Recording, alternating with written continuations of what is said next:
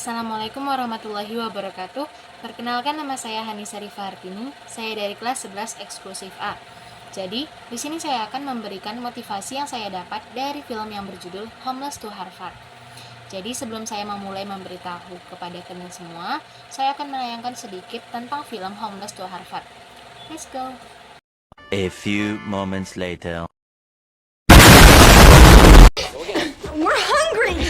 I can't. We need food, Mommy. What did you ever do for me, huh? Seorang anak harus berjuang di kerasnya kehidupan ketika dia masih kecil. Ibunya pecandu narkoba dan skizofrenia. Ayah dan ibunya pun mengidap penyakit AIDS. Dia hidup dengan kemiskinan, kekerasan, dan kurangnya dukungan serta kasih sayang. Anak perempuan ini pun harus menjadi gelandangan di usianya yang baru 15 tahun. Namun dia berjuang hingga dia bisa masuk Universitas Harvard.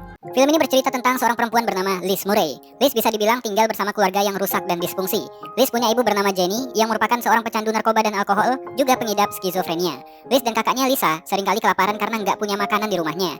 Hadirnya sosok ayah di rumah itu pun seperti nggak ada gunanya. Bahkan dia sama sekali nggak peduli ketika Jenny bertengkar dengan Lisa dan Liz. Jenny menginginkan uang $100 yang pernah dia berikan dulu pada Lisa untuk membeli narkoba, dan Peter sebagai sang ayah tetap nggak berusaha mendamaikan dan bersikap bodoh amat. Lisa dan Liz udah berusaha meyakinkan Jenny bahwa uang itu untuk biaya hidup mereka. We're hungry. I can't. We need food, Mommy. What did you ever do for me, huh? Tapi karena Jenny udah sakau berat, dia nggak bisa berpikir dengan sehat. Karena nggak tega melihat rengekan ibunya, Liz pun kemudian memberikan uang itu pada Jenny.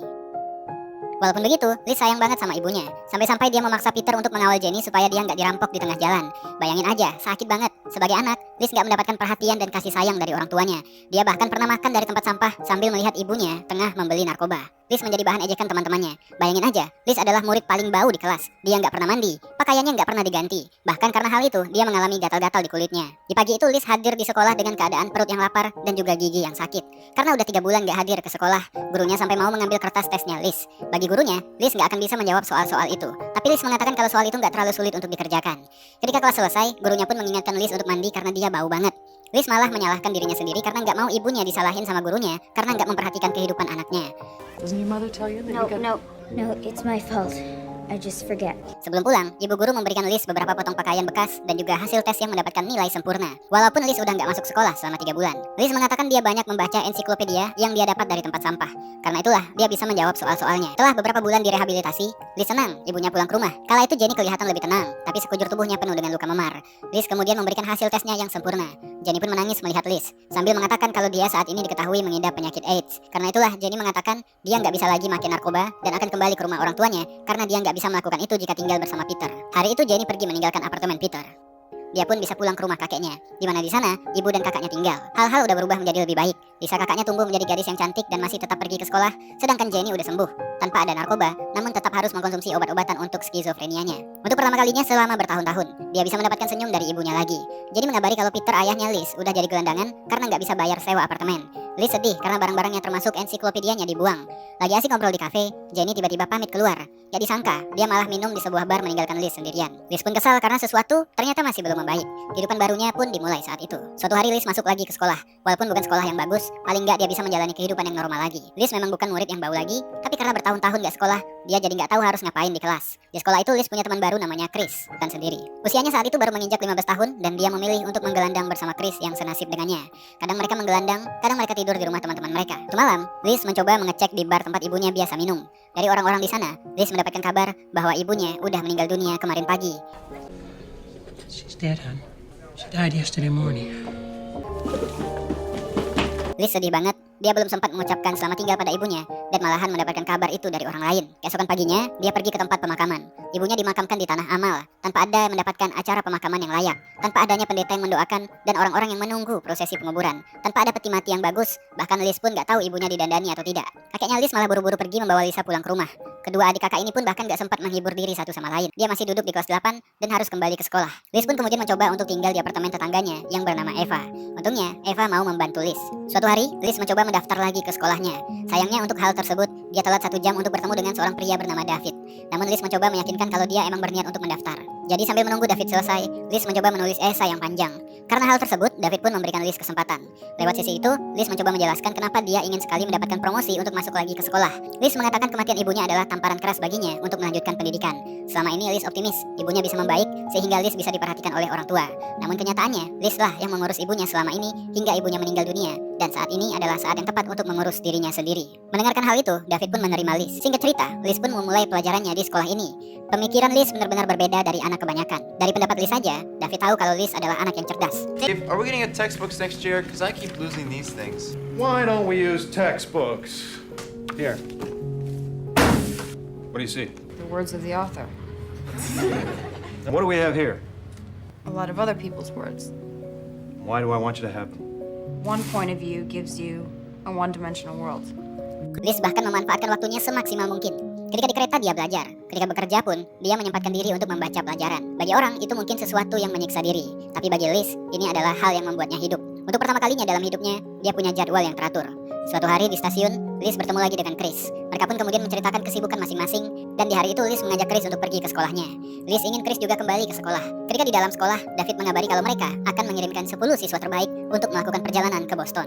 Liz pikir dia nggak akan masuk ke dalam 10 teratas, tapi dia kaget ketika mendengar bahwa dia menempati urutan pertama untuk ikut dalam perjalanan itu. Semua biaya perjalanan akan ditanggung. Kesempatan ini bisa Liz gunakan untuk mengenal dunia kampus. You okay, Liz? I've just always been trash, you know? You're not trash. Singkatnya, mereka pun semua tiba di Boston, tepatnya di kampus Harvard. Liz nggak percaya bahwa dia bisa menginjakan kaki di sana. Dia merasa nggak percaya diri berada di sana. Selama ini dia menganggap dirinya adalah sampah. Harus bekerja keras setiap hari sehingga dia bisa bertahan. Waktu pun berlalu. Liz sadar keahliannya adalah menulis. Jadi dia memutuskan untuk memburu beasiswa dengan menulis esai. Melihat perjuangan Liz, seorang petugas sekolah memberikan info tentang beasiswa The New York Times. Bilangannya nggak main-main. $12.000 setiap tahun selama 4 tahun. Untuk ikut seleksi, Liz harus menuliskan esai tentang prestasi akademik yang paling signifikan yang pernah diraih dan gimana caranya mengatasi tantangan dan hambatannya.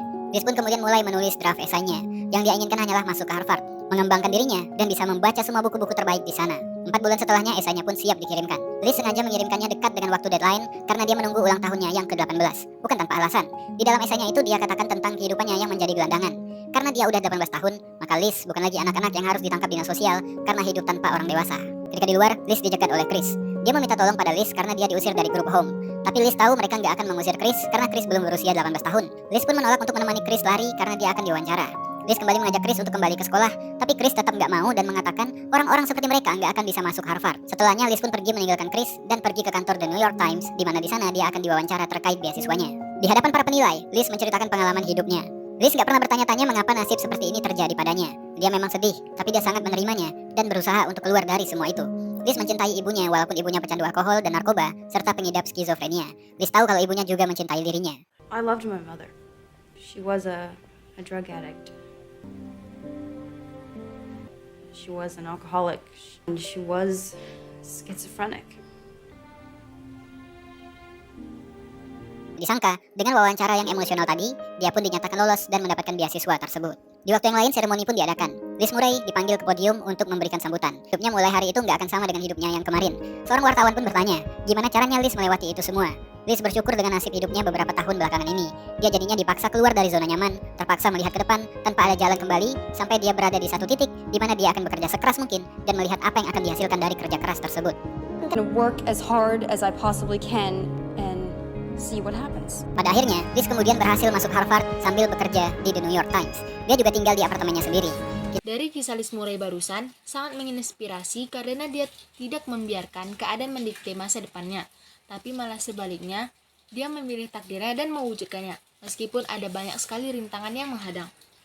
Hidup itu harus diperjuangkan, bukan diratapi maupun disesali. Kesabaran, keikhlasan, kekuatan, serta perjuangan dalam segala situasi akan membawa kita keluar sebagai pemenang, bukan sebagai pecundang. Nah, teman-teman sekalian, saya termotivasi karena di film tersebut, Liz Murray mengajarkan kita untuk terus berjuang walaupun banyak rintangan yang menghadang. Kita itu harus melawan semua masalah yang kita miliki hingga masalah itu benar-benar sudah hilang dari hidup kita. Dan satu lagi, dia juga mengajarkan kita untuk menggunakan waktu dengan sebaik-baiknya. Mungkin ini saja yang bisa saya sampaikan. Semoga bermanfaat dan teman-teman semua bisa belajar banyak dari film tersebut dan mendapatkan motivasi. Lebih dan kurang saya mohon maaf. Wabillahi taufiq wal hidayah. Wassalamualaikum warahmatullahi wabarakatuh. Dadah. Audio Jungle.